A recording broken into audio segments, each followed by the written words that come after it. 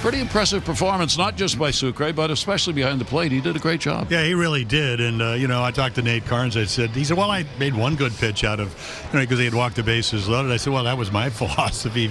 Get the first guy out. You can walk the bases loaded, make a good pitch. You get the double play.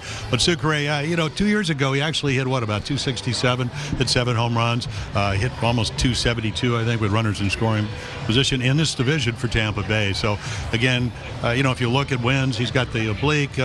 You got a veteran guy. He can throw a little bit. He got the clutch hits last night or yesterday afternoon. And then, of course, how about the bullpen? 5 guys, because he used the opener.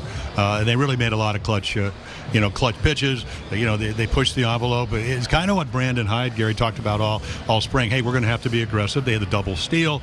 Sanchez threw it in the center field. They got the clutch hits. They outplayed the Yankees. And, for the Yankees, the best team scoring in the first inning 118 times last year. We saw them do it on Thursday. Got the early lead. That could have happened yesterday, but it didn't. So today, Dylan Bundy goes to the mound. And for the Orioles, a real hope here that Dylan Bundy will be able to improve on last season. And, Jim, if that's going to happen, the long balls have got to be cut down. Yeah, I mean, it's really it's a great test for him, and it's a tough task, I guess, in a sense, because they led the world in home runs, the all-time record with 267.